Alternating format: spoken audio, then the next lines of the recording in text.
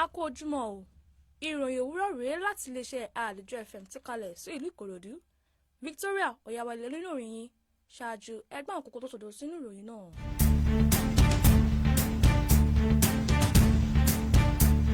Àwọn jàǹdùkú kan ya bo ìlú Sokoto wọ́n sì ṣekú pa baálẹ̀ ìlú.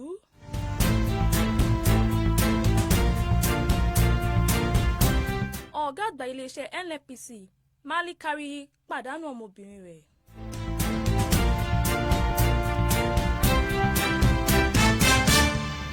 Ìròyìn ọ̀hún rèé lẹ́kùnrẹ́rẹ́. Alága ìjọba ìpínlẹ̀ Ìsà ní Sokoto ọ̀jọ̀gbọ́n Sheriff Makarawa ló fi ọ̀rọ̀ náà léde nígbà tí ẹni tí ń ṣe mínísítà fún ètò ààbò ní ìpínlẹ̀ Sokoto Alhaji Bello Matawalle ṣe àbẹ̀wò sí àgbègbè náà. Ó ní àwọn ti bẹ̀rẹ̀ ìgbésẹ̀ bí ọ̀rọ̀ ètò ààbò yóò ṣe máa jọba ní àwọn ìjọba ìpínlẹ̀ náà.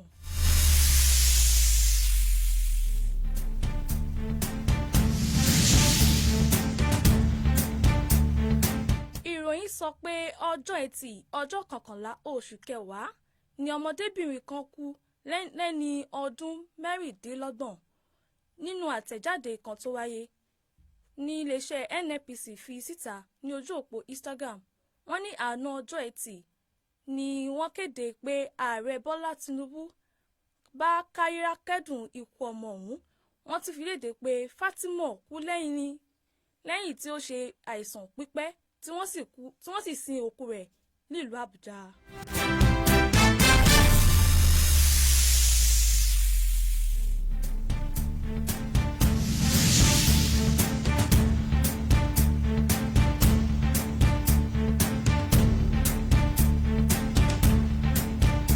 Ìròyìn òwúrọ̀ rèé kò ní jù báyìí lọ lórí ìkànnì Alujo FM tó kalẹ̀ sí ìlú Ìkòròdú, ṣùgbọ́n ká tún máa lọ ẹgbọ́ kókó ọ̀hún lẹ́ẹ̀kan sí i.